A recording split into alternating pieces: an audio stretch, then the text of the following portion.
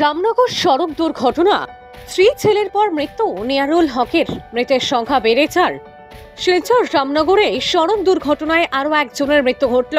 দুর্ঘটনায় স্ত্রী ও 8 বছরের শিশু পুত্রকে হারানোর পর অবশেষে চিকিৎসাধীন অবস্থায় প্রাণ হারালেন নিয়ারুল হক, বয়স 44। এই ঘটনায় মৃতের সংখ্যা বেড়ে দাঁড়ালো 4। প্রসঙ্গত বৃহস্পতিবার বিকালে ভয়ঙ্কর দুর্ঘটনায় ঘটনাস্থলে মৃত্যু ঘটে মা ও শিশুর।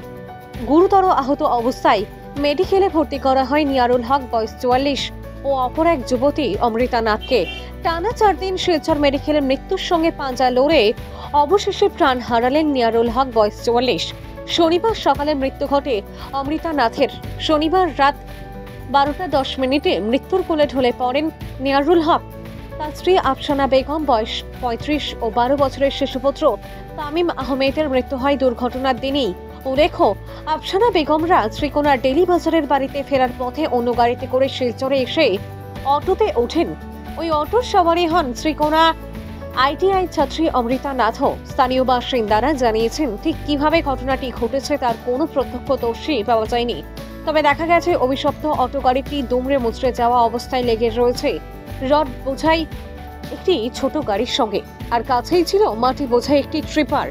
নমস্কার, আমি আমাদের কাছাড় প্রশাসনকে জানাইতেছি যে গত বৃহস্পতিবার রামনগর ন্যাশনাল হাইওয়েতে একটা 407 ট্রিপার এবং একটা অটোরিক্সার মুখোমুখি সংঘর্ষ হওয়ায় ওই জায়গায় একই পরিবারের একজন 8 বছরের ছেলে শিশু এবং তার সঙ্গে তার মা স্পট ডেড হয়েছেন এবং সঙ্গে সঙ্গে তার বাবাকে শিলচর মেডিকেল কলেজে আইসিইউতে অ্যাডমিশন করা হয় এবং তাহার বাবা গত রাত্রি 12:10 শিলচর মেডিকেল কলেজে হসপিটালে মারা যান এবং ওই অ্যাক্সিডেন্টে একজন মেয়ে স্টুডেন্ট শ্রীকোনা আইটিআইতে পড়তেন, উনিও মারা যান এবং এক শিশু বর্তমানে সংকটজনক অবস্থায় আছেন। এখন অবধি প্রশাসন হইতে ওই পরিবারের সঙ্গে কোনো যোগাযোগ করা হয়নি।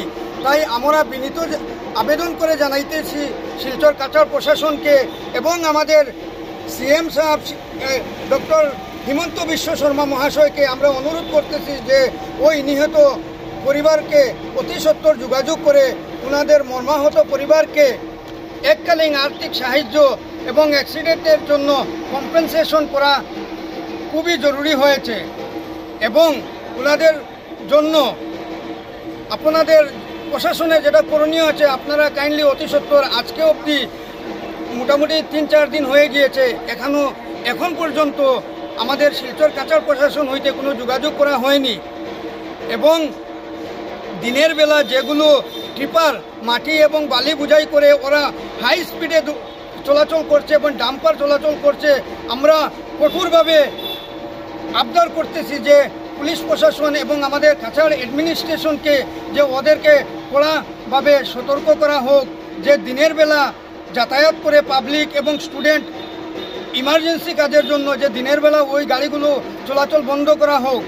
তাই আমাদের প্রশাসনকে অনুরোধ করা যাচ্ছে, আপনারা কাইন্ডলি রিকোয়েস্ট করে বলছি, ওই মর্মাহত পরিবার সঙ্গে অনুরোধ করে বলছি আপনারা কাইন্ডলি যোগাযোগ করেন। এই পরিবারের বর্তমান যে অবস্থা হয়েছে একদম অসহায় হয়ে গিয়েছেন। আপনাদেরকে আমি রিকোয়েস্ট করছি যে কাইন্ডলি আপনারা একটু যোগাযোগ করেন ওনাদের সঙ্গে। এবং কালকে রাত্রে যে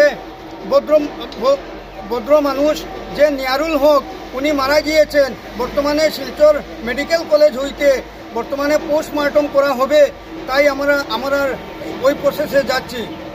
ধন্যবাদ। ওনার ছেলে আরেকজন বর্তমানে খুবই সংকটজনক অবস্থায় শিলচর মেডিকেল কলেজে অ্যাডমিশন রয়েছেন এবং আমাদের সঙ্গে ওই গ্রামের অনেক ভাই বন্ধু এবং ওর পরিবারের লোক আছেন বর্তমানে। আপনারা কিছু বলেন এই বিষয় নিয়ে। সবচেয়ে বড় দুঃখজনক ব্যাপার হইল কি আমরা যে এরিয়ার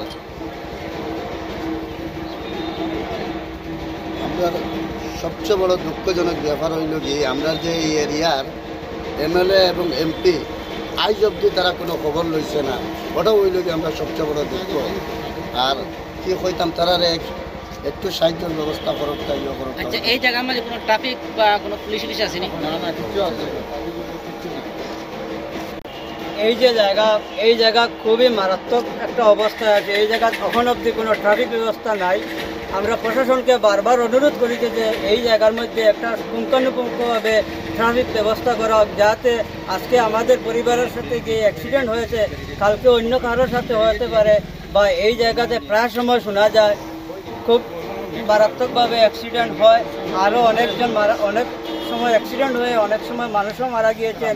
তাই প্রশাসনের কাছে আমরা অনুরোধ করতেছি যে এই জায়গাতে একটা পুঙ্খানুপুঙ্খভাবে ট্রাফিক ব্যবস্থা করা প্রশাসনকে অনুরোধ করতেছি।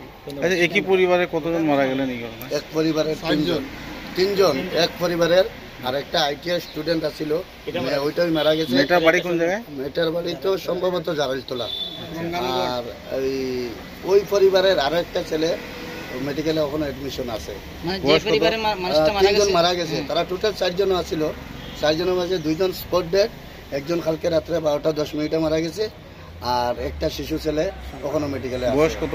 বয়স তো আনুমানিক 10 থেকে 12 বছরের ভিতরে ছেলেটা। তো সেই পরিবার একমাত্র ওই শিশুটাই ওই রয়েছে। শিশুটা আছে। তো বিধায়ক সাংসদ কেউ পৌঁছান? কেউ নাই ওখানে, জেলা উপায়ুক্ত প্রশাসন যায়নি? কেউ খবর লইছে না। এখন আপনারা জিপি প্রেসিডেন্টের খবর লইছে, আর বাকি কেউ যে এমএলএ এমপি নামটা কই? আপনারা এমএলএ নামটা কি? আমাদের বর্তমান এরিয়ার এমএলএ হলো জনাব মিসবাহুল ইসলাম লস্কর। ওনার তরফ থেকে ওনার তরফ থেকে কোনো মানুষ এখনো পর্যন্ত এই পরিবারের সাহায্য যোগ্যতা এমনকি কোনো যোগাযোগ করেন নাই। তাই আমরা প্রশাসন বা ওনাদেরকে এমএলএ এমপিদের সমাজকে বারবার অনুরোধ করছি যে ওনারা একই খুবই নেহাত পরিবারের গরিব পরিবারের লোক, আর উনি যে নিয়ারু লোক কালকে রাত্রে যেন মারা গিয়েছেন আইসিউতে, উনিও একমাত্র এই পরিবারের উপার্জন কম ব্যক্তি। বর্তমানে এই পরিবারের উপার্জন কম ব্যক্তি বলতে কেউই নেই। তাই আমরা বারবার অনুরোধ করছি যে প্রশাসনের তরফ থেকে হোক বা এমপি বিধায়ক বা রাজনৈতিক তরফ থেকে হোক, যাতে আর্থিকভাবে ওনাদেরকে সহযোগিতা করা হোক, বা এখন অবধি ওদের পরিবারকে কোনোভাবে যে কোনো দিক দিয়ে একটু সান্ত্বনা দেওয়া হোক। যখনও নির্দিষ্ট করা হয়েছে না, আমাদের পোস্টমর্টমের পরে জানাজার নামাজটা নির্দিষ্ট করা হবে, সম্ভবত 4টা পরে হবে। কোন জায়গায় মাটি দেবে? ওনাদের সেকোনা পার্টনে ওনাদের জানাজার নামাজ সম্পন্ন হবে, আর ওই গ্রামেই কবরস্থ দাফন করা হবে। গ্রাম ইন্দোগড়।